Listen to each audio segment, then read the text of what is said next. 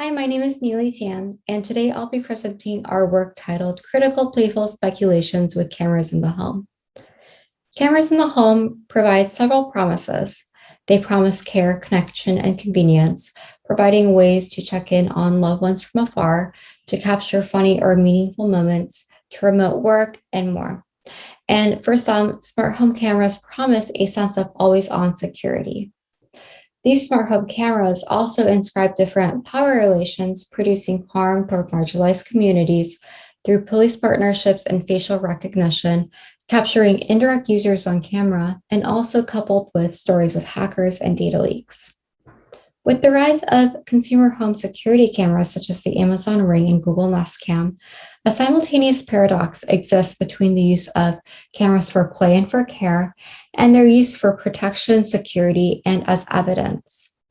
In this talk, I present an overview of our research study in which we study the data-rich environment of cameras in the home, as well as the lives and experiences of our participants through a 6-week series of speculative activities, which prompted participants to reflect on themes of privacy and power in smart home cameras through filming in their households. This study concerns the overarching research questions. How do people live with and imagine smart home cameras and cameras in the home? And when everyday cameras are rendered strange, and when filming is made more intentional through human-mediated forms of capture rather than autonomous filming, what can we learn from the relationships that then emerge? Activities in our study comprise of 6 weeks of different creative prompts, which could be completed with any type of camera. For example, in the activity Looking Out, Looking In, we probed the experience of smart home cameras looking through different household boundaries, in which participants were instructed to film each other from the inside and outside of their homes. And in the neighbors activity, we prompted participants to create a fake post about pet peeves about their housemate, who was also involved in our study, in the style of Amazon Ring's neighbors application, where users post clips from their smart home cameras to alert their neighbors of local crime. And here you can see an overview of the different types of videos participants submitted each week for their activities. Crafting these enactments allowed us to investigate some of the more problematic or power-laden aspects of smart cameras through an experimental lens. At the same time, these discursive techniques allow us to invoke and interrogate the existing realities of smart cameras by combining more lighthearted techniques to discuss delicate topics of surveillance and data. Our methods are informed by prior work in HCI, drawing inspiration specifically from critical play to speculative enactments. We also incorporated the asynchronous communities method, or ARC method, which allowed individuals to reflect and discuss their weekly activities with another household in the study through online private messaging groups or Slack cohorts.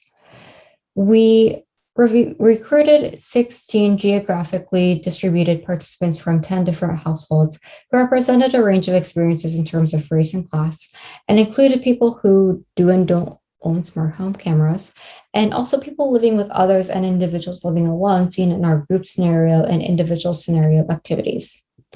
Our findings uncover participant relationships to the camera's eye, filming, their data, and the camera's societal context. In this talk, I will discuss the latter 3 of these findings. Participants employed curatorial decisions and inadvertent disclosures when managing who, what, how, and when to film with these activities. One such example is from our participants, Owen and Christine, which, by the way, are pseudonyms. They intentionally decided not to capture their infant on camera. In one video, Owen motions to his child off screen, spoon feeding him breakfast. So though their infant's presence is implied through Owen's actions and the artifacts in the video, as you can see here, a pacifier and a cup of baby food, the camera is angled in such a way that the focus is on Owen and the baby is never shown. So building from our participants' relationship to filming, we discussed participants' relationships with data, specifically how they regarded their data as a material possession. This was seen through participants' actions of saving video data as keepsakes, reflecting themes of ownership and agency by referring to these forms of data as objects or technology heirlooms. Here, one of Christine and Owen's activity videos captured a moment where they were cutting each other's hair. And in their exit interview, they actually clarified that this was at-home haircuts were not because of the pandemic or lack of access to barber shops, but that they established this as a routine early on in their marriage. Before this activity, though, they had not recorded or captured this on camera, but Christine and Owen said they would keep this video after the study to show to their family. As the study progressed, participants made connections to how they relate to cameras within societal contexts. So one way this is shown is through a term that we have coined as the conspiracy of the mundane. The conspiracy of the mundane refers to how activities captured on camera may be interpreted or misinterpreted, and how participants navigate this based on their identity and beliefs about smart cameras and data.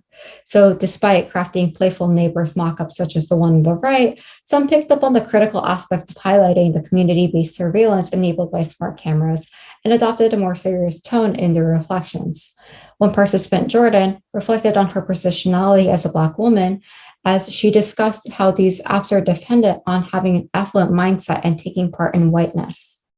So our findings reveal insights on a spectrum of concerns and considerations about people's relationships with cameras in the home. Here, I'll highlight two prominent reflections from our discussion, though I invite you to read the paper for additional insights. First, our examples show the mundane as both a commodity and a conspiracy. Through evaluating people's perceptions and experiences with these power dynamics, our findings point to methods for questioning the camera's setting, positioning, and potential. These shifting relationships and tensions of the mundane as both a conspiracy and commodity generate new provocations for interrogating power dynamics of race, class, and gender in everyday interactions with the camera, questioning whose perspectives are being foregrounded and who gets to be behind the camera or interface. Secondly, critical playful enactments are especially valuable for complicating and speculating new imaginaries for existing systems.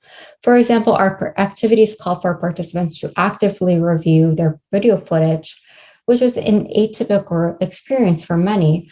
These post-hoc reflections inspired participants to view themselves as both operators and targets of the camera's eye, and to discuss potentials of what this might mean regarding their personal data.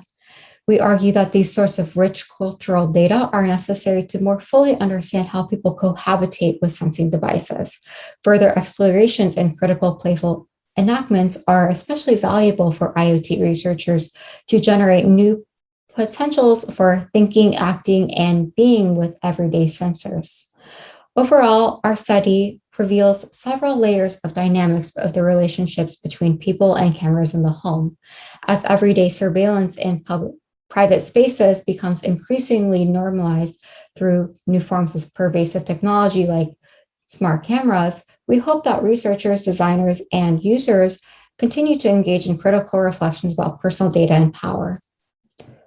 Thank you all for listening, and many thanks to the people who have supported our work, including our participants, anonymous reviewers, and funding sponsors.